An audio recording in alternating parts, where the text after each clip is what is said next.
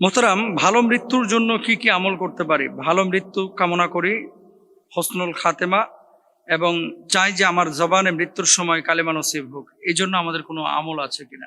আপনি যদি বলেন স্পেসিফিক নবীজি সাল্লাল্লাহু আলাইহি ওয়াসাল্লাম এক হাদিসের মধ্যে বলেছেন এমন কোনো বিষয় আছে কিনা, আমি বলবো এরকম কোনো বিষয় নাই। তবে হ্যাঁ, বিচ্ছিন্ন বিচ্ছিন্ন পৃথক পৃথক অনেক হাদিসে নবীজি সাল্লাল্লাহু আলাইহি ওয়াসাল্লামের কথা আমরা পাই, যেগুলোতে আল্লাহর হাবিব সাল্লাল্লাহু আলাইহি ওয়াসাল্লাম বলছেন যদি কেউ এগুলো করে তাহলে হয়তো বা তার মৃত্যুটা ভালো মৃত্যু হতে পারে ইনশাআল্লাহ।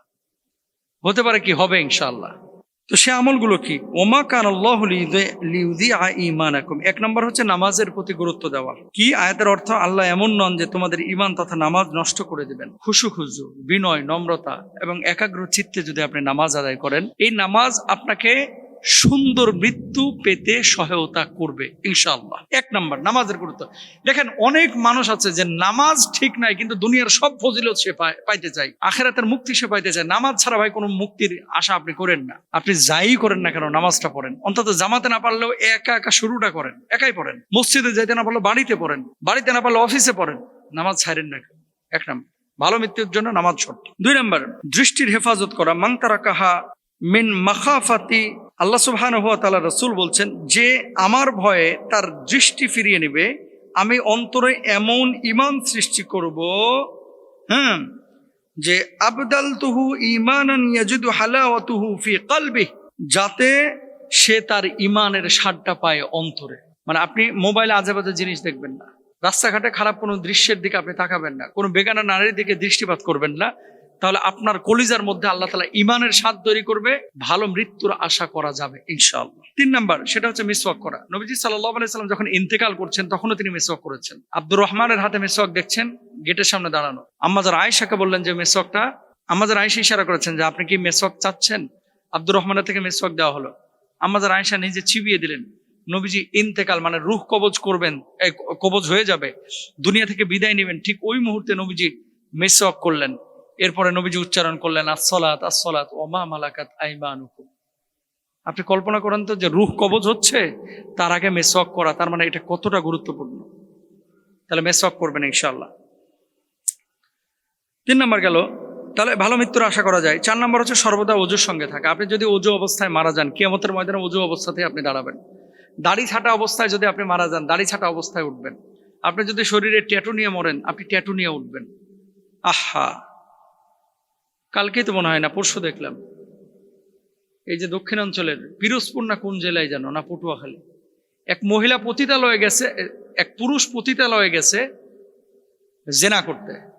জেনা করার পরে সে গোসলে ঢুকবে বাথরুমে, ঠিক ওই মুহূর্তে রূহ কবজ হয়ে গেছে। পত্রপত্রিকায় ছড়িয়ে পড়ছে, কিন্তু এটা সোশ্যাল মাধ্যমে দেখেছে।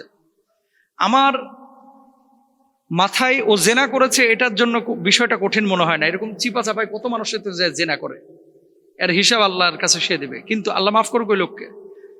কিন্তু আমি চিন্তা করতেছি ও আল্লাহর সামনে দাঁড়াবে কি নিয়ে?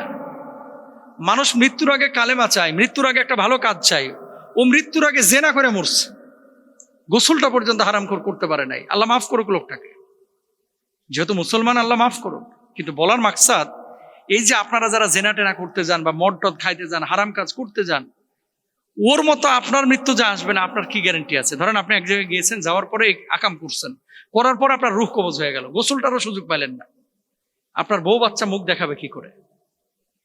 আপনার বাপ মা মুখ দেখাবে কি করে যে ছেলে জেনা করতে গিয়ে মরে গেছে? একটাবার থিঙ্কিং করেন, এগুলো চিন্তা করেন। আল্লাহ যেন এরকম লাঞ্ছনার মৃত্যু কাউকে না দেয়, বলেন আমিন। এগুলো খুব কঠিন ভাই, বুঝছেন? এগুলো আপনি খুব সহজভাবে নিয়েন না, ব্যাপারগুলো কিন্তু খুবই কঠিন। যে আপনি সিনেমা হলে গিয়েছেন, ঢুকে সিনেমা দেখতেছেন, আপনি যাত্রাপালা গান হচ্ছে ওখানে গিয়েছেন, বেলি ড্যান্স চলতেছে, নাভি বাইর করে করে, ওই জায়গায় আপনার রূহটা কবজ হয়ে গেল। গোটা দুনিয়ার মানুষ বলবে যে গেছিল আজাগায়, যাওয়ার পর মরছে। তার মানে নিজেও মরলেন, নিজে তো লাঞ্ছিত হইলেনি, মানুষগুলোকে লাঞ্ছিত করলেন। প্লিজ এই জন্য খাতেমা বিল খায়ের যারা চান, এই কাজগুলো আপনারা খেয়াল করবেন ইনশাল্লাহ।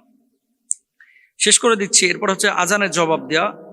আজানের পরে আজানের জবাব দিলে ভালো মৃত্যুর আশা করা যায় ইনশাআল্লাহ। এরপর 6 নম্বর জিকির করা।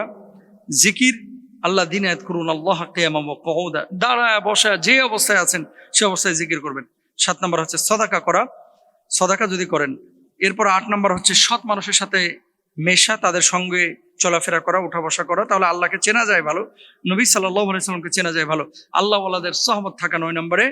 আর 10 নম্বরে হচ্ছে ইমানের জন্য বিপজ্জনক পরিবেশ এড়িয়ে চলা। তাহলে আশা করা যায় আল্লাহ তাআলা আপনার ইমানের মধ্যে বারাকা দেবেন এবং হসনুল খাতেমা, শেষ সময়টা, মৃত্যু যখন হবে, আল্লাহ তাআলা আপনার কালিমা নসিব করতে পারেন ইনশাআল্লাহ। আল্লাহ তৌফিক দান করুক, আমিন। স্পষ্ট জানি আমার বাপ হারাম খায় এবং প্রতি মাসে দেখি দুনিয়ার দান করে।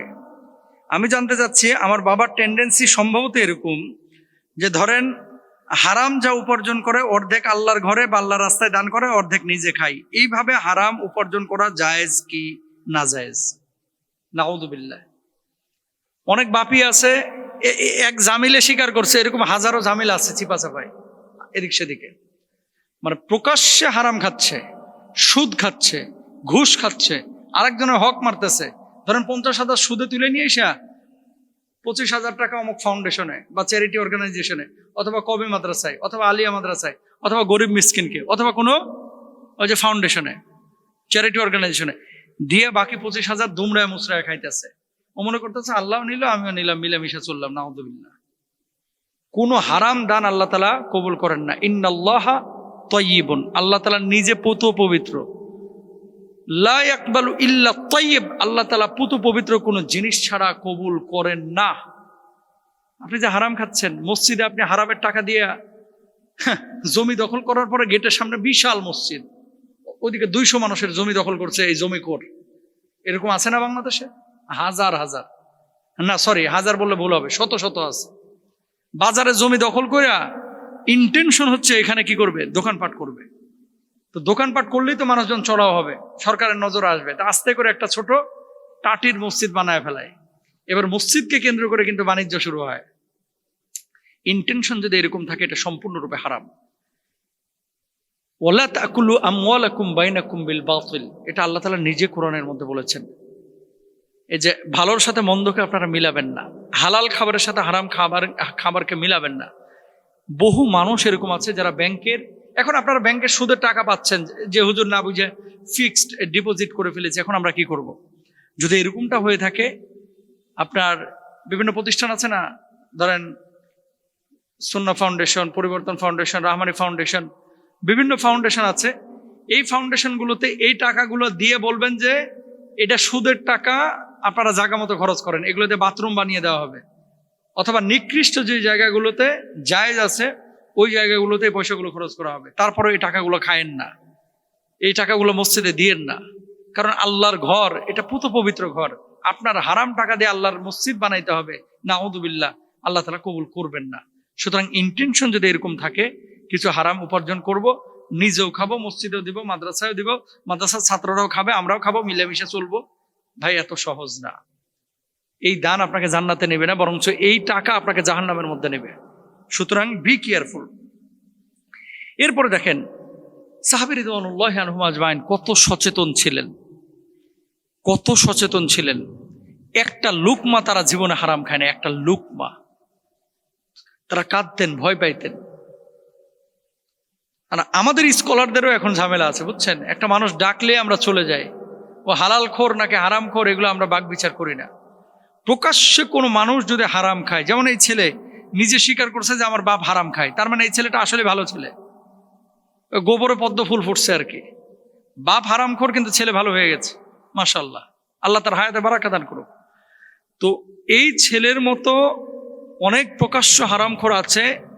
ইমাম সাহেব, খতিব সাহেব, বক্তা অথবা ইসলামিক স্কলার অথবা আপনার এলাকার গণ্যমান্য ব্যক্তি জানে যে ওটা হারামখোর, তারপরে দাওয়াত দিলে এর বাড়িতে খানা খাইতে যায়। কেন আপনি জান? আপনি জানেন যে ওটা হারামখোর, তারপরেও এর বাড়িতে খাচ্ছেন কেন? খবরদার, যাবেন না তার বাড়িতে, তার বাড়িতে খাবেন না।